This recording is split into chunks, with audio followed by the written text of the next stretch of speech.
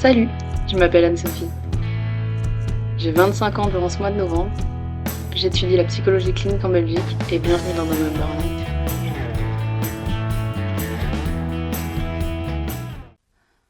Ok, du coup, bienvenue à tous dans cette nouvelle vidéo qui va parler du processus de deuil. On est du coup dans la deuxième vidéo. La dernière fois que vous m'avez vu comme ça, je parlais de ce qu'était la notion de deuil. Si vous ne l'avez pas vu, n'hésitez pas à retourner dans la vidéo précédente. Aujourd'hui, je vais vous parler de l'évolution des concepts, réactions et processus du deuil. Au début du XXe siècle, on a une petite citation de Freud. Je vous avais dit dans l'épisode précédent que je vous parlerai de Freud. Alors, je la connais pas par cœur la citation, donc bien sûr que je vais la lire. Mais voilà, Freud nous dit que jamais nous n'aurions l'idée de considérer le deuil comme un état morbide, ni de le faire traiter par un médecin. Bien qu'il entraîne de sérieuses modifications dans la manière normale de le vivre, nous sommes persuadés qu'au bout d'un certain temps, l'application sera surmontée et nous trouverions inadéquat, voire nuisible, une interruption du deuil. Freud. En fait, Freud a comparé la dépression et le deuil. Pour lui, le deuil n'est pas pathologique et à ce moment-là, je pense du coup que la dépression ne l'était pas non plus. Donc ça, c'était au début du XXe siècle, donc au début des années 1900. Mais de 1944 à aujourd'hui, il y a eu beaucoup d'évolutions. Donc, comme je vous ai dit, c'est de 1944 à aujourd'hui. La médecine, elle a décrit la symptomatologie du deuil des personnes essentiellement auprès de ceux qui avaient perdu un conjoint ou une conjointe. Dedans, on retrouve les réactions affectives qui vont être la dépression, tristesse, une basse estime de soi, une inopérance, désespoir, anxiété, insécurité, culpabilité, regret, colère, hostilité, de l'anédonie.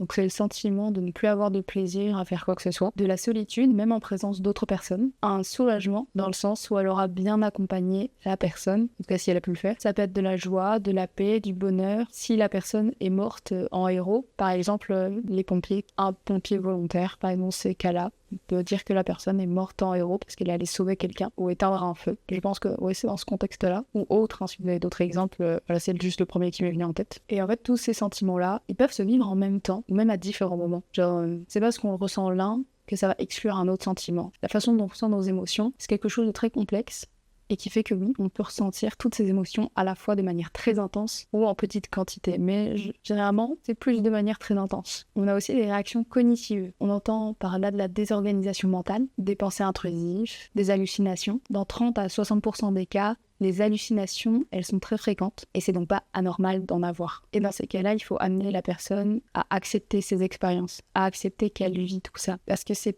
pas là pour rien. En fait, chaque chose que notre corps fait, que la chose qu'on ressent, ça a une fonction bien précise. Sinon, notre corps ne le ferait pas. Et après, ça dépend aussi des personnes. Par exemple, pour les personnes qui ont des religions où on pense qu'il y a une vie après la mort, dans ces cas-là, on pourrait dire qu'alors que la vie qui a été vécue, ou celle qui sera après la mort, on pourrait dire que c'est un vécu expérientiel comme un autre. Parce que c'est pas le dernier, il y en aura un autre juste après. Donc on peut dire qu'elle a vécu cette vie, et elle a fait ce qu'elle avait à faire dans cette vie, et elle passe à la prochaine. Dans certains cas, il y a aussi une idéalisation de la personne décédée.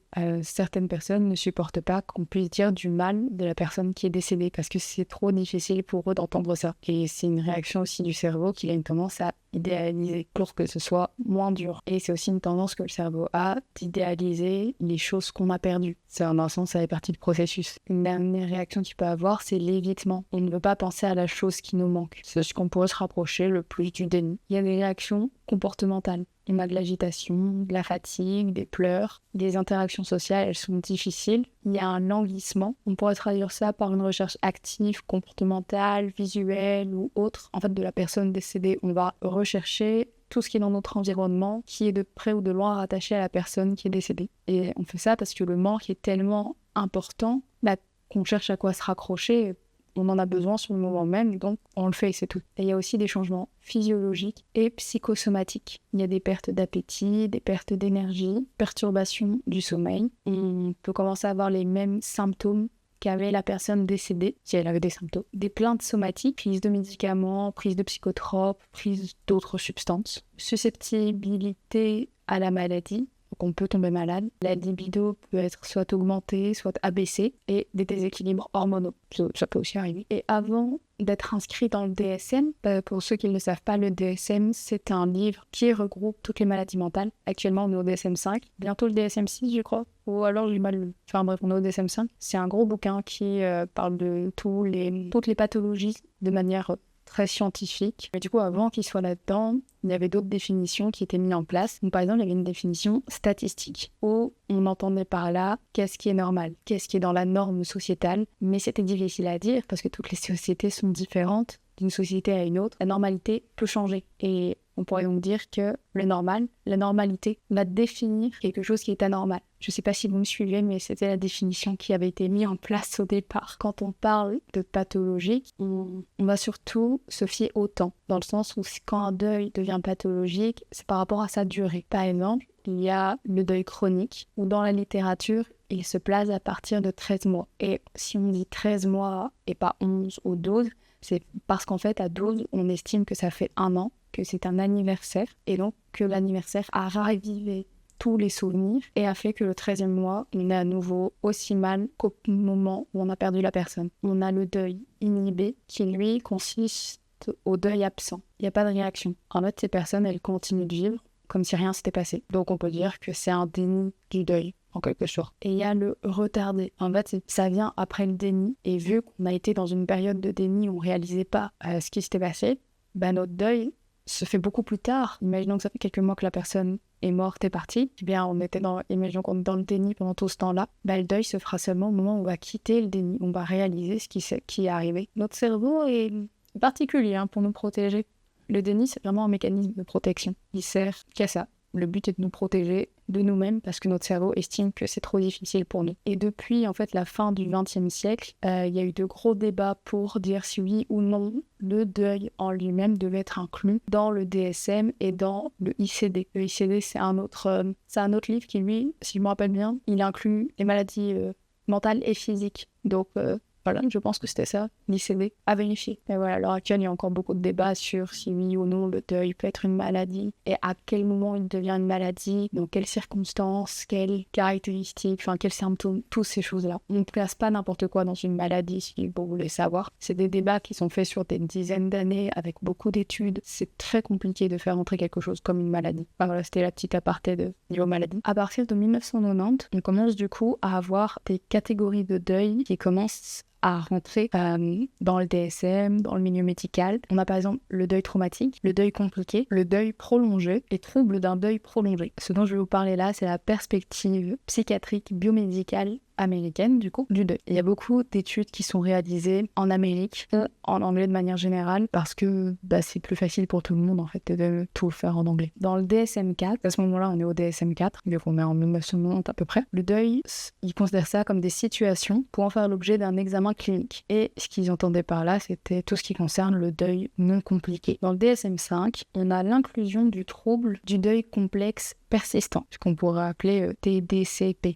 Où on considère qu'il y a à peu près 10% de la population qui ont ce trouble du deuil. Il y a aussi une modification qui est faite au trouble dépressif. On va supprimer le critère d'exclusion du diagnostic d'épisode dépressif majeur. Donc ça, c'est plus de 2 semaines. En clair, c'était juste pour dire qu'aujourd'hui, s'il y a plus de 15 jours, 15 jours après le deuil, on peut en fait avoir un trouble dépressif majeur. Il y a peu de preuves scientifiques de tout ça, mais c'est surtout une position éthique et de politique publique pour l'accès aux soins et aux prescriptions. Aux USA, en fait, on ne peut pas recevoir de soins médicamenteux sans diagnostic. Et c'est pour cette raison que ça a été inclus dans le DSM ou changé, pour que les personnes vivant cette situation puissent avoir accès à des soins appropriés. Dans le DSM-5, on a plusieurs critères qui sont du coup venus pour ce trouble du deuil complexe persistant. On a en premier l'événement qui est le deuil, donc la perte d'une personne significative, au moins un des symptômes parmi les 4 suivants, une nostalgie persistante concernant le défunt, une tristesse et une souffrance intense en réaction à la mort, des ruminations concernant le défunt, des ruminations concernant les circonstances de la mort. Après, il faut au moins 6 symptômes parmi les 12 suivants, une difficulté marquée à accepter la mort, une incrédulité ou une anesthésie affective concernant la perte, des difficultés à se remémorer des souvenirs positifs du défunt, de la colère ou de l'amertume face à la perte, une tendance à l'auto-accusation relative au décès, un évitement excessif des situations objets qui rappellent le défunt, des idées de mort pour rejoindre le défunt, des difficultés à faire confiance à autrui depuis le décès, un sentiment sentiment de solitude ou de détachement vis-à-vis d'autrui depuis le décès, un sentiment que la vie est vide de sens sans le défunt, ou la croyance qu'il est impossible de continuer à vivre sans le défunt, un sentiment de perte d'identité, comme l'impression qu'une partie de soi est morte avec le défunt, un refus ou une réticence à investir de nouveaux objectifs, à planifier le futur depuis la perte. Après, on a en quatrième le temps. Le diagnostic ne se pose pas en déant les 12 mois depuis le décès. S'il y a un handicap, le trouble cause un dysfonctionnement significatif du fonctionnement social, au travail ou dans un autre domaine important, et la relation aux autres troubles mentaux. Les perturbations ne sont pas mieux expliquées par un trouble dépressif majeur, un trouble anxieux généralisé ou un trouble de stress post-traumatique. En clair, c'est pas parce qu'on a une autre maladie mentale qu'on est en deuil. Voilà, ça explique pas, les autres maladies mentales n'expliquent pas le deuil. C'est juste, il y a le deuil. C'est tous les critères du DSM, mais il vous avoue que c'est encore plus compliqué que ça dans la pratique, parce que ça, c'est la belle fiche du DSM, mais d'une personne à l'autre, on va toujours faire au cas par cas. C'est ce qui se passe avec la plupart des critères. C'est quand même toujours au cas par cas, même si souvent ça s'éloigne pas très loin de la fiche. On part toujours du principe que ça, c'est ce qui a été récolté au fur et à mesure des années, des études, etc. Et qu'on a pu remarquer ce point commun d'un point de vue statistique avec toutes ces personnes-là. Mais quand on prend au cas par cas, chaque personne est différente, chaque personne réagit différemment. Enfin voilà, il peut y avoir des tas de choses, même si il peut se retrouver avec beaucoup de ces critères-là. Mais voilà, une personne n'est pas obligée en fait d'avoir tous les critères. Comme je vous dis, il faut un minimum, des fois juste un minimum, mais on a déjà vu en cours que des fois, par exemple, vous voyez, ils disent il faut au moins 6 des symptômes sur 12, par exemple, il peut arriver qu'une personne n'en ait que 5 ou n'en ait que 4. Enfin voilà, c'est toujours du cas par cas. Mais comme je vous ai dit, c'est toujours des statistiques, c'est fait sur des études. Et bien sûr, il y a un phénomène qui arrive quelquefois, c'est que quand il y a une maladie, dont on parle beaucoup, d'un seul coup, il y a comme une explosion de diagnostics pour diverses raisons, mais ça arrive. Et ce qui s'est passé là, c'est par exemple, il y a eu une surgénéralisation du deuil compliqué. Dans la littérature, on parle de 10% de la population. Mais dans d'autres études, on voit que ces 10%, en fait, elles concernent que les personnes qui ont perdu un grand-parent, un parent, un conjoint. Mais ce qu'on voit, c'est que les 10% en fait de cette étude, elles ne concernent que la perte d'un parent, d'un grand-parent. Mais elles ne prennent pas en compte les autres pertes. Et si on prend en compte les autres pertes, en fait, il y a un pourcentage qui est encore plus énorme que ça, parce que là, on parle de deuil pathologie, il prend l'ensemble de toutes les pertes possibles. Je vous mettrai le petit tableau que j'ai dans mon cours pour que vous puissiez visualiser les chiffres. Par rapport au deuil, il y a aussi eu une stigmatisation. J'ai déjà fait une vidéo sur ce qu'était la stigmatisation de la santé mentale, donc vous pouvez retourner la voir si vous voulez. Mais voilà, pour faire cette étude, ce que eux ont fait, c'est qu'ils ont présenté des vignettes, des études de cas, de personnes qui étaient endeuillées. Et on demande donc à des gens, par rapport à ces vignettes, d'évaluer des choses sur la perception qu'ils ont, donc sur leur perception personnelle de la situation. Bon, les résultats, ils ont montré que s'il y a le deuil pathologique, au niveau des stéréotypes, la personne endeuillée, elle est vue comme moins compétente, chaleureuse, stable émotionnellement, plus dépendante et sensible que la même personne présentée sans diagnostic. Il y a aussi eu des préjugés qui se sont mis en place, dans le sens où il y a eu des réactions qui ont été faites vis-à-vis de la personne endeuillée. Il y a eu plus de colère, plus d'anxiété, des émotions prosociales, donc on pourrait dire de la pitié. Et il y a eu également de la discrimination. Les personnes avaient un désir grandissant pour avoir une distance sociale avec la personne endeuillée. Et on pourrait se demander du coup, est-ce que le diagnostic du coup de deuil, est-ce qu'il est vraiment utile? Parce que si savoir qu'une personne est endeuillée provoque tout ça, tout ce que je vous ai dit là avant chez une personne, on pourrait peut-être éviter de la voir pour justement éviter ces réactions. Si vous y connaissez un peu en psycho, vous savez que c'est toujours plus compliqué que ça. Moi, comme je vous ai dit, ça a permis d'avoir accès aux soins, de pouvoir recevoir des aides appropriées à leurs circonstances. Et si vous avez vu ma vidéo sur la stigmatisation en santé mentale, comme je vous ai déjà dit, en fait déjà ça peut permettre à des personnes de comprendre un peu ce qui se passe, de savoir ce qu'il y a en elles, ça peut les aider, ça peut aussi les permettre de ne pas se retrouver tout seuls, de pouvoir parler à des gens qui éprouvent la même chose qu'eux, dyslexiques, dysorthographiques, de gros problèmes avec la grammaire. On pourrait se demander pourquoi c'est utile, est-ce que ça aide vraiment la personne, ou est-ce que ça nous rassure nous, est-ce que ça les rassure eux, et est-ce que ça peut vraiment donner des pistes à la personne pour être aidée. Mais au cas où vous le saviez pas, on donne pas un diagnostic à n'importe qui, on doit toujours se poser plein de questions sur l'utilité du diagnostic à cette personne. Est-ce que ça va vraiment l'aider ou pas? Pour cette vidéo, on s'arrête ici. J'espère que vous avez aimé. N'hésitez pas à mettre des commentaires, vous abonner. Vous connaissez le truc, vous connaissez le fonctionnement. Si vous avez des questions, n'hésitez pas. Si je peux y répondre, j'y répondrai. Si je ne peux pas, j'espère que quelqu'un pourra vous aider. Mais voilà, nous on se retrouve dans une prochaine vidéo. Comme je vous l'ai dit, moi je tourne ça, on est en juillet, donc je sais pas quand ça sortira. Mais je vous dis à bientôt et à la prochaine. Salut!